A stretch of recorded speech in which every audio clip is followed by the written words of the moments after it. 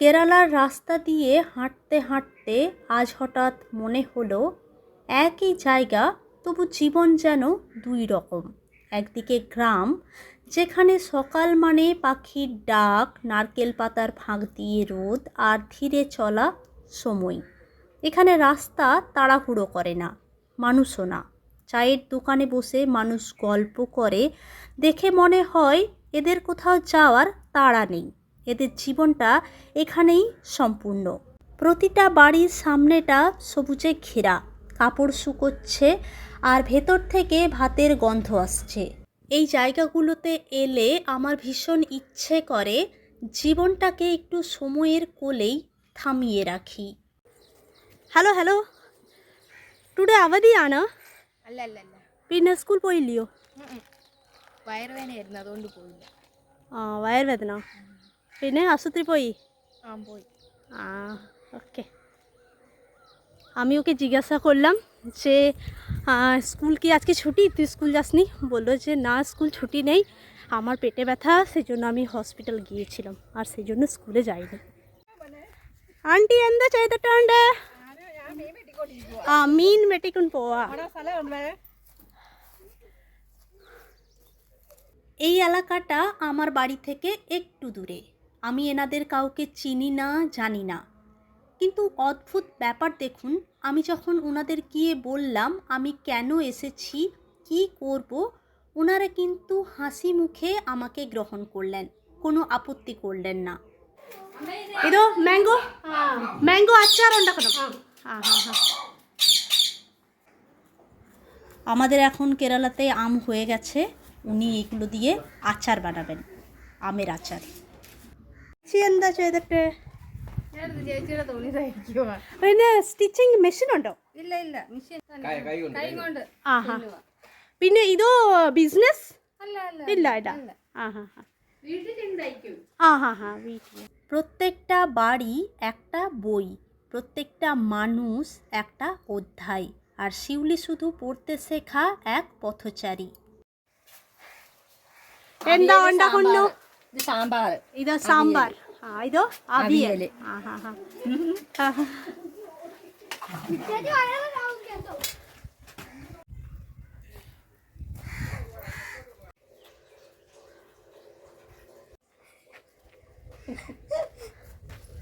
কি নেই এখানে, চোখ মেললেই সবুজের ভিড়, গাছ ভর্তি আম, কাঁঠাল, নারকেল গাছগুলো আকাশ ছুঁতে চাওয়া স্বপ্নের মতো।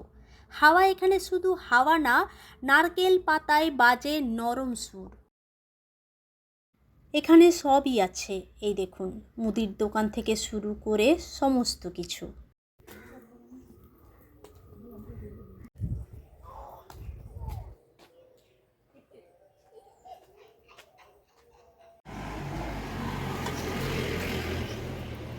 এখানে মানুষ আর প্রকৃতি আলাদা না, একই উঠোনে থাকে, একই রোদ ভাগ করে নেয়, একই বৃষ্টিতে গল্প লেখে। এতক্ষণ আমরা ছিলাম সম্পূর্ণ রুরাল এরিয়াতে, এবার আমরা চলে যাব সেমি রুরাল এরিয়া। লাঠি ধরে উনি এখন একবার বের হলেন। আন্দাজ করে বলুন তো ওনার বয়স কত হতে পারে?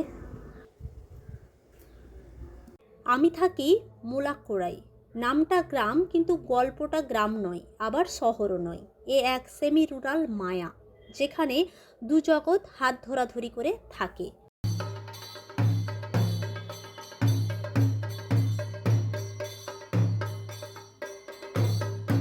সকালে ঘুম ভাঙে পাখির ডাকে, মন্দিরের ঘণ্টার শব্দে।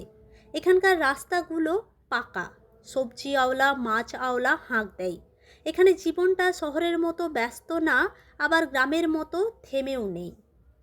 দুপুরের রান্না হয়ে গেল। আজকে আমার মেনু হচ্ছে চিকেন কারি আর বেগুন ভাজা। গ্রামের সবচেয়ে উঁচু জায়গায় রয়েছে দুর্গা মন্দির। মন্দিরে এখন কাজ চলছে, পুরনো দেওয়ালে নতুন রং উঠবে, যেন উৎসবের শাড়ি পরবে মা। আর কিছুদিন পরই তো মায়ের জন্মদিন উপলক্ষে উৎসব হবে। আর কিছুটা জায়গা এতদিন কাঁচা ছিল, সেখানে টাইলস বসিয়ে পুরোটা পাকা করে দেওয়া হচ্ছে। মন্দিরের গেট থেকে মন্দিরের যে পুকুর আছে সেই পুকুর ঘাট পর্যন্ত একদম পুরোটাই টাইলস বসিয়ে পাকা করে দেওয়া হচ্ছে। এই দেখুন, এটা হচ্ছে মন্দিরের পুকুর, আপনাদের আগেও একবার মনে হয় দেখিয়েছি আমি। আর মন্দির থেকে একটু এগোলেই গ্রামের হায়ার সেকেন্ডারি স্কুল, সেখানেও চোখে পড়ে আরেকটা স্বপ্নের কাজ, তৈরি হচ্ছে স্টেডিয়াম। আজ যেখানে বালি পাথর রড পড়ে আছে, কাল সেখানে দৌড়াবে গ্রামের ছেলেমেয়েরা। আর এই যে এটা হচ্ছে আপনার স্টেডিয়াম, স্টেডিয়াম হচ্ছে মোলাপড়া, এটা হচ্ছে higher secondary school, higher secondary স্কুলের এটা স্টেডিয়াম। এই তোর বাড়ি কোথায় বললি যেন? ওয়েস্ট বেঙ্গল কোথায়? শিলিগুড়ি। শিলিগুড়ি, আচ্ছা। তোরা তাহলে এখানে ভাড়া থাকিস? কোন পাড়াতে? পেরিসেরি। আচ্ছা, এখানে তাহলে স্কুল মোলাখোড়া, কোন ক্লাস? 11th-এ। আর তোর বাবা মা এখানে সবাই থাকে? আচ্ছা, তোর বাবা এখানে কাজ করে? তাহলে তুই কোন মিডিয়াম? এটা তো প্রায় মানে গভর্নমেন্ট স্কুল, এটা তো হচ্ছে মালায়ালাম মিডিয়ামে, তাহলে তুই মালায়ালাম পড়তে বলতে সব পারিস? হ্যাঁ, আচ্ছা। তাহলে একদম ছোট থেকে তাহলে আছিস তো এখানে, মানে এখানে একদম 1 থেকে পড়াশোনা করছিস? কোন ক্লাস থেকে এখানে তুই পড়াশোনা করছিস মানে কেরালাতে? 4 থেকে। তাহলে যখন 4-এ ভর্তি হলি তখন মালায়ালাম শিখতে শুরু করলি, এখন একদম ভালো বলতে পারিস, লিখতে পড়তে সব? বাহ, 11th-এ না? কি সায়েন্স না কমার্সে? আচ্ছা, কি নাম তোর? সাহিল। সাহিল, সাহিল সুব্বা। আচ্ছা ঠিক আছে, চল। হ্যাঁ, একটু এগোতেই ছবিটা বদলে গেল। এখানে রাস্তা ব্যস্ত, দোকানের সাইনবোর্ড ঝকঝক করছে, স্কুলের ছেলেমেয়েরা বাড়ি ফেরার জন্য বাসের অপেক্ষায়, রাস্তার ওপরে পানীয় জলের ব্যবস্থা, সবই চোখে পড়ছে।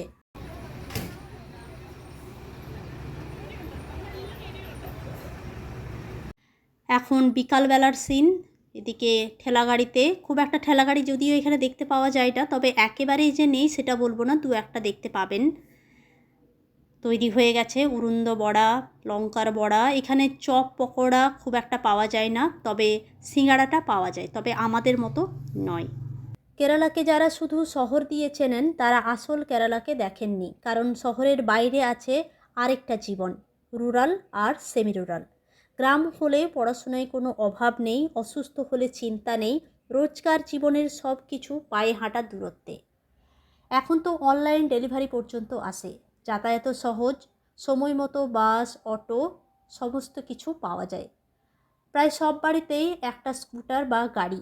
ভালো ইন্টারনেট কানেকশন থাকায় এখন গ্রামে বসেই অনেক ছেলেমেয়েরা ওয়ার্কিং ফ্রম হোম করছে। এখানে শহরের কোলাহল নেই, কিন্তু শহরের সমস্ত সুবিধা আছে। গ্রাম মানেই পিছিয়ে থাকা নয়, গ্রাম মানেই সম্পূর্ণ সুন্দর একটা জীবন।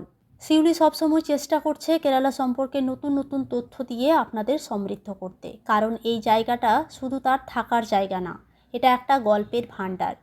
প্রতিদিন সে নতুন কিছু দেখে, নতুন কিছু শেখে, আর মনে হয় এই সুন্দর অভিজ্ঞতাগুলো আপনাদের সাথে ভাগ না করলে যেন অসম্পূর্ণ থেকে যায়। কেরালার ছোট্ট গ্রাম হোক বা সেমি রুরাল কোনো শান্ত রাস্তা, এখানকার জীবন, মানুষ, সংস্কৃতি, খাবার, উৎসব সব কিছুতেই লুকিয়ে আছে অজস্র অজানা তথ্য। আজকের ব্লগটি কেমন লাগলো জানাবেন, ভালো লাগলে একটি লাইক আর শেয়ার করবেন। আর আপনাদের সাথে আমার দেখা হচ্ছে আমার পরের ব্লগে। সবাই খুব ভালো থাকবেন, সুস্থ থাকবেন আর খুব আনন্দ থাকবেন। ধন্যবাদ।